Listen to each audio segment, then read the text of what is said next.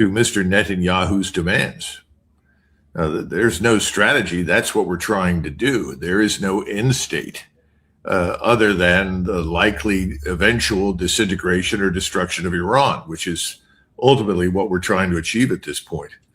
Now, whether or not we achieve it, that's another matter, but I think that's the desired end state, barring any sudden capitulation by Iran. And the sad part is the world is suffering. This is a global economic catastrophe. You've stopped virtually everything from flowing in and out of the Gulf at this point. And I don't think you can put the United States Navy into the Gulf with the goal of protecting shipping. I think we'd simply offer up our ships for destruction. So we're not dealing with reality at the moment. The Iranians have struck 7 military bases. Right now, Iranian missiles are striking all over Israel at roughly 4,000 miles per hour. A single Iranian drone flew more than 1,000 miles and destroyed a British air base in Cyprus, was never even identified or detected. And Iran has at least 10,000 of them. The number is rising. And I think we have, 500 interceptor missiles left in the theater. And, as I think others have pointed out, you've got to go out of the theater practically either all the way to Diego Garcia or India, or if you're in the Mediterranean, back to Europe to reload. And I don't see any evidence that this war is going to anytime soon. So this is a disaster for us, for our friends and allies, for the world. Does the U.S. military have sufficient munitions to sustain an attack solely from the air? At this point, I don't think it's clear. Now, we do have munitions. Do we have enough precision-guided munitions? Do we have enough precision-guided missiles? That's a different question. I think we can continue to bomb, but bombing on its own has never produced the desired result. I mean, this is what we're up against. And certainly since the end of the Second World War until the present time, no bombing campaign on its own has brought any country to its knees. So I don't see any evidence that's going to happen with Iran. The bigger issue for me, though, Judge, right now is the economy. President Trump did not pick up the phone and call Prime Minister Modi in India or the Prime Minister in Japan or the President in South Korea, let alone Xi, obviously, about whom he obviously doesn't care, and ask the question, look, we're considering military action. What will be the effect on you? Is this going to damage you? Well, right now, I'd say it's very damaging to both Japan and South Korea, horrendously damaging. Both of them import between 60 and 70% of their petroleum from the Persian Gulf. Now, China gets 50%, but the Chinese have built up enormous strategic reserves. So this is going to affect them very much. And in the meantime, they're building new pipelines coming out of Russia. By the way, Russia is doing a land office business. Everybody that needs oil is turning to Russia. So if our goal was to enrich Russia, make it stronger and more effective, gosh, I think we've managed that. Can any of these objectives at all be achieved?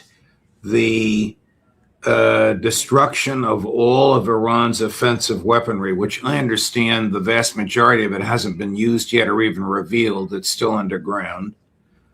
I thought the destruction of the nuclear capability obliterated was taken care of in June. And a persuasion of the Iranian people who are now united after the murder of the Ayatollah that they should take over their government and toss the government out and put in somebody friendly to the Trump administration. These are not realistic goals, are they? No, we've always been delusional on that score. And we in the world are sliding now into global recession.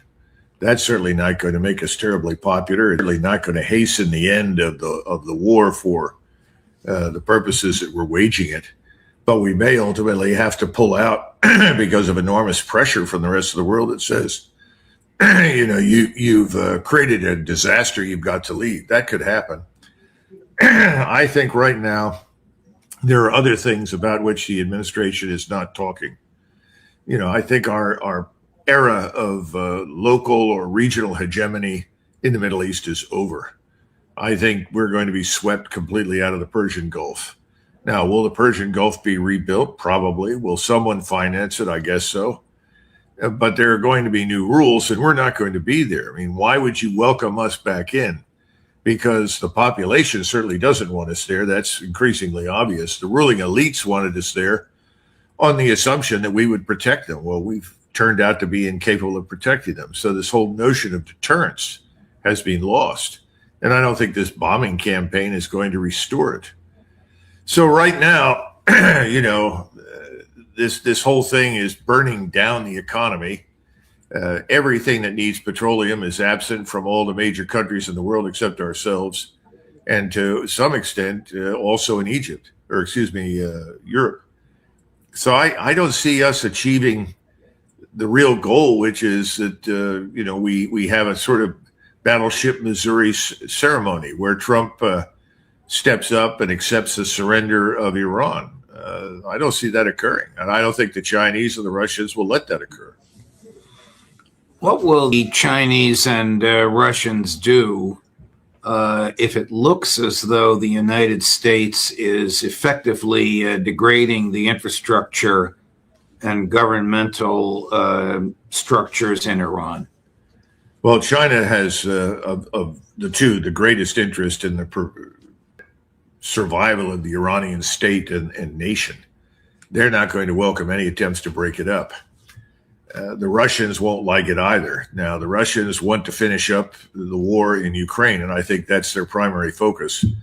I think the Chinese will continue to provide whatever intelligence support, whatever missiles, whatever technical support that they can. They do have some Chinese pilots on the ground who could conceivably fly Iranian aircrafts, and some of those aircraft are of Chinese manufacture. I don't think it's gotten to the point yet where that is seen as a necessity. We really haven't made a dent in this enormous missile arsenal. The missiles are continuing to land on Israel without much difficulty. And I think they're going to continue to try and hit us at sea. Now, we're pulling back and as far away as we can get to hopefully stay out of range, but we're discovering that some of these missiles have a greater range than we really anticipated. So I think right now, Moscow and Beijing are watching carefully to see where this goes. But we should be careful in the United States not to declare victory. Yes, I'm sure we have air supremacy in the northwest of the country. We may have it increasingly in other areas, but air superiority alone has not guaranteed success in war, especially when you have no ground force. And the notion of putting a ground force into the place is absurd, Judge.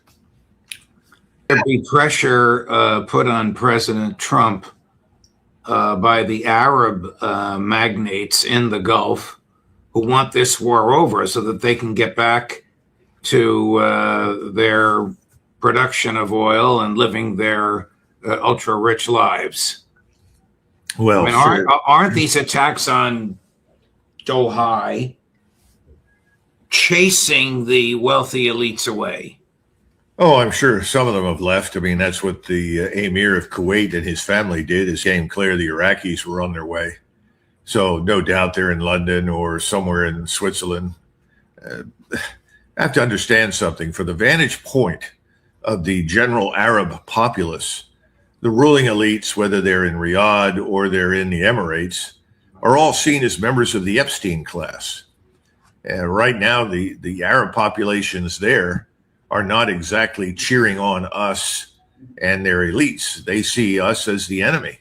I think other guests have come on and told you that. I think we're finished in the region, frankly. I think when this is over, we'll be out. Frankly, that doesn't bother me in the least, because I think we've overstayed our welcome all over the world and should pull back as much as possible and stop participating in alliances that are guaranteed to drag us into war on the behalf of little states when we don't necessarily share their interests. So that's fine. But I don't think it's a good way for us to get out, but I think that's effectively what's going to happen. The Secretary of Defense, himself the Secretary of War, says this war was dictated by God. It was really dictated by the donor class in the United States and the presidential subservience to the prime minister of Israel. Isn't this war about Israeli hegemony in the region? I certainly envy people that have this kind of pipeline straight to God. There aren't too many out there, and it's remarkable. But I have a feeling he's got the wrong number. And I don't think God is in any way, shape, or form involved in this process. Look, this is all about Israeli Jewish supremacy in the Middle East, and also, I would argue, Zionist billionaire supremacy in the financial world. And Mr. Netanyahu has rolled the dice with the help of President Trump, and everything is at risk right now. They've taken an enormous gamble that we can bomb these people out of business. And that removes, in the minds of the Israelis and their Zionist billionaire agents in the United States, any obstacle to total domination. I think that's a serious mistake. The rest of the region is waking up. Right now, the Mossad and CIA, and I imagine MI6, are working overtime to try and organize thousands of Kurds in northern Iraq and Syria into a force that can invade northwestern Iran. Now, think about that. That's where they're trying to mount a ground invasion. That's a catastrophe. First of all, if they try it, they're all going to be destroyed. But how does that affect Turkey? Or Turkey, as they want you to call it now. And the Turks are going to look at that, and they see the Kurdish threat to their country as existential. A Kurdistan can't exist without chunks of Iran and Iraq, not just Syria, but also Turkey. And the Turks have said it's out of the question. That's one thing on which the Turks and the Iranians can agree. This sort of thing also suggests that we're already unreasonably desperate. We're looking for a ground force. And the fact that this keeps coming up and we say that's even a possibility suggests to me that our air campaign is not nearly as effective as we're trying to convince everybody that it is.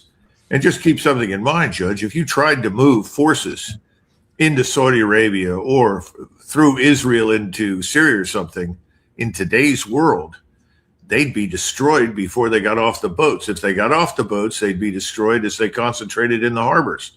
Now, why would this happen? Because we today are dealing with persistent surveillance from satellite-based intelligence, surveillance, and reconnaissance. You can't repeat Desert Storm. If you try to, you'll be destroyed. All the ports that we would have normally used would be targeted and eliminated. So I don't know what they're doing except grasping for straws. And remember, from the very beginning, when this started, everyone understood the only thing Iran's got to do is survive. That's what they have to do. We, on the other hand, who have made these outrageous demands on behalf of Israel, we have to conquer Iran. Literally. That's not going to happen.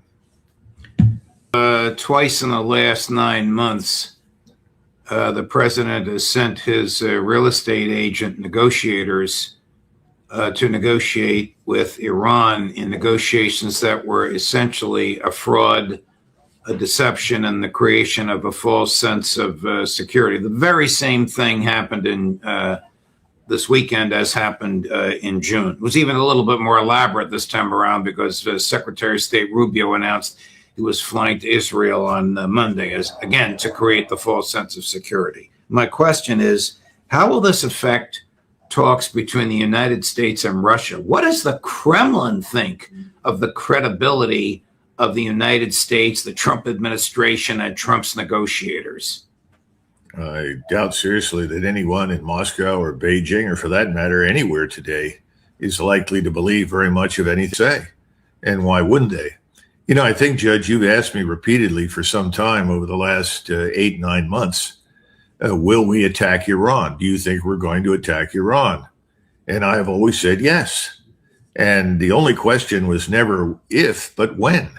I thought they would try to do this before Christmas, but we weren't postured for it. We weren't prepared for it. Neither were the Israelis, really. And so it was put off from January into February. Now, what are we watching? I think we watched frustration on the part of Mr. Netanyahu with the slowness with which we moved forward to execute this mission. And I think he decided to get it started. And we were alerted, I'm sure, but nevertheless somewhat surprised. So when you listen to Mr. Rubio or Mr. Hegseth or any number of these people, you're listening to all sorts of individuals trying to come up with a rationale for why this burst on the scene so suddenly and why the Israelis went in on their own to begin with. Again, there has never been a strategy. There has never been a clear enunciation of what the purpose is other than to destroy Israel's enemies. There has been no comment on the methodology other than to say bombs and missiles. And there is no end state other than the capitulation of Iran to President Trump and Mr. Netanyahu's great will. That's it. So anything they say should be taken with a grain of salt at this point. But one thing is certain, I'm sure we're sending more stuff to the region. Do you buy the argument? Well, actually, let me play this clip for you of Secretary Rubio contradicting himself. Chris. Please, guys, I can't hear them all. Yes. Yesterday, you told us that Israel was going to strike Iran and that's why we needed to get involved. Today, the president said that Iran was going to get. Yeah, your statement is false. So that's not what I was asked very specifically. Were you there yesterday? Yes, I asked a question. No, were you the one that? Because somebody asked me a question yesterday. Did we go in because of Israel? And I said, you were asking me that follow up, and I said no. I told you this had to happen anyway. The second question that's been asked is why now? Well, there's two reasons why now. The first is it was abundantly clear that if Iran came under attack by anyone, the United States or Israel or anyone, they were going to respond against the United States. The orders. The third is the assessment that was made that if we stood and waited for that attack to come first before we hit them, we would suffer much higher casualties. And so the president made the very wise decision. We knew that there was going to be an Israeli action. We knew that that would precipitate an attack against American forces. And we knew that if we didn't preemptively go after them before they launched those attacks, we would suffer higher casualties and perhaps even higher those killed. And then we would all be here answering questions about why we knew that and didn't. That Netanyahu called up and said, we're going in without you, so you better join us? Or do you think the whole thing was planned back at Mar-a-Lago around New Year's Eve? Well, I think the decision to bomb or to attack Iran was made quite early. I think that was understood after the 12-day war. The 12-day war was not enough to do the damage that Mr. Netanyahu required. And I'm sure in the months after that, there were many conversations, and there was always an agreement on attacking Iran. The question was when and under what conditions and circumstances. And again, I think in this particular point, you're sort of getting some of the truth. Perhaps Mr. Rubio should think about a future in disco, because I've never seen anyone dance as rapidly and effectively in answer to a question as he has. I mean, the man is really something. He can talk his way into or out of almost anything. Unfortunately, none of it has much to do with the truth. Iran was not going to preempt. Believe me, the voices that suggested that were shouted down quickly. Moscow and Beijing both advised Tehran under no circumstances will you preempt, because to do so would sacrifice your position of advantage as the victim in the war. Now, we don't care about that. We think, well, Iran's been our problem for 47 years. Iran hasn't changed a bit in 47 years. No, Iran's changed profoundly. It's not the world's leading sponsor of terrorism. If we were really concerned about Islamic radicalism and terrorism, well, we'd look pretty closely at what happens inside Pakistan. We'd be looking right now at what's going on inside Syria under Mr. Jilani, the alumnus of ISIS and Al-Qaeda and Al-Nusra and so forth. We're not. This is entirely because the Israelis know, at least they think that they know, that the destruction of Iran opens up opportunities for them. And remember, there are still people in New York and elsewhere, as well as in Washington, looking at the oil fields. They would like to capture all those resources and harness them to our interests. At the end of the day, that's one thing that seems to have happened in Venezuela. We didn't change anything in Venezuela. Venezuela is still an independent state, except that it no longer can sell oil without our blessing. And so we're very happy to take the oil that comes out, repurpose it, and use it as we see fit. I think President Trump would like to do something similar. So would Mr. Rubio, and so would Mr. Netanyahu to Iran. But you're not going to be able to do that. And so you've got Iran scheduled for the same kind of extinction that Russia was. We're going to break it up. It's going to fragment. It's going to be divided. We're going to do with it whatever we see fit. That's the thinking. I don't think it's going to happen. And I think the Iranians have a lot more up their sleeve. And their missiles, we have, 500 interceptors in the region. They've got at least 10,000. We're just talking about anti-missile missiles. We haven't even begun to talk about the vast numbers of ballistic missiles and so forth. This whole thing is out of control. It's going to continue to race out of control because we can't manage it, because we haven't thought it through. How, if at all, will this U.S. and Israeli attack on Iran affect the Kremlin's execution of the special military operation in Ukraine? Well, from the Russian vantage point, they've seen all the resources that might wise, at least part of them, flowed to Ukraine, flow out of the theater. So I think they're viewing this as a tremendous opportunity. The only thing that stands in their way at this point is soggy ground, the mud season. When that's over, and I imagine that'll be in April sometime, maybe mid-April, the ground is solid. There's nothing to prevent them from moving decisively to take Odessa. And frankly, when you take Odessa and Ukraine becomes a landlocked country, the war is, for all intents and purposes, over. Now, can they still launch guerrilla warfare? Well, maybe, but then the Russians will simply follow up by marching into Kiev. And that may yet happen because they may conclude there's no alternative.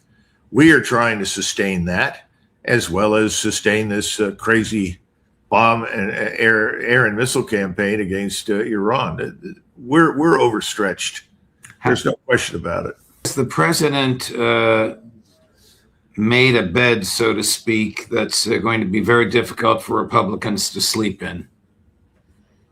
I think this is so bad that within a month, instead of the great victory that the reporters are touting, people are going to be talking about the 25th Amendment, Judge. And I'm not sure that President Trump is going to be president before the year's over. I think he may well be gone. And that's not simply because of this utterly stupid and futile campaign against Iran. It's because the global impact of this, as we've been discussing. Right. The Straits of Hormuz are an economic lifeline for countries like India, and they're not the only ones. We're going to see most of the world walk away from all of this and demand an end to it. I don't think it's something that we can sustain. Now, casualties, I don't think we know what's happened. In my experience, in my short life with casualties, is that the United States Armed Forces, the Department of War that is now, has always slow-rolled casualties. Did that in World War I. We fought for 110 days. We had 1,000 dead in every battle. That's 1,000 dead every day in 110 days.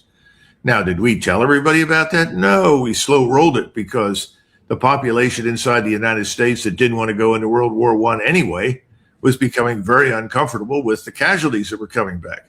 During World War II, we lied. That was the easiest thing to do. We said that we'd inflicted terrible casualties on the Germans in the Bulge, and we were hugely successful. No, we had 200,000 casualties during the period when the Bulge was being fought in Belgium and France and Germany. The Germans, 68,000. Stop and think about that. What a difference. Did we announce that? No, we lied. We suppressed those figures for years and years and years. So I don't think we're going to get the truth about how many Americans' lives have been lost or how many have been wounded for some time. So might as well forget that. As far as Iran is concerned, I think we're over 1,000 dead in that country, and I'm sure that we plan on thousands more, and the Israelis will celebrate that to no end. But the question is, when do the Israelis, who are dealing with hundreds of missiles coming in at 4,000 miles per hour, finally stand up and say, Washington, we can't do this anymore. If you don't stop this, if you don't pull out of this, we may have to use a nuclear weapon to end this conflict. That's the greatest single danger right now. We're not going to do that. Neither will the Russians nor the Chinese. And of course, we know the Iranians don't have a nuclear weapon. That's all nonsense. It has been nonsense for a long time. The question is, what do we do when the Israelis state that? Because they are determined to absolutely eradicate everything and anything in the region that stands in the way of their absolute hegemony and absolute control. And when gas prices are up to $5 a gallon in the U.S.? Well, I would hope that someone in the United States will raise some questions, but frankly, the Israelis don't care about that, Judge. The Israelis are about Israel's long-term interests, and their Zionist billionaires are going to stick with them to the bitter end because they are preeminently Israeli, whether or not they're American citizens. Colonel Macgregor, thank you very much. Thanks for letting me question you all across the board. Deeply appreciated. I know you're much in demand. Thanks for the time you've given us. All my best to you. Okay, same to you, Judge. Thanks.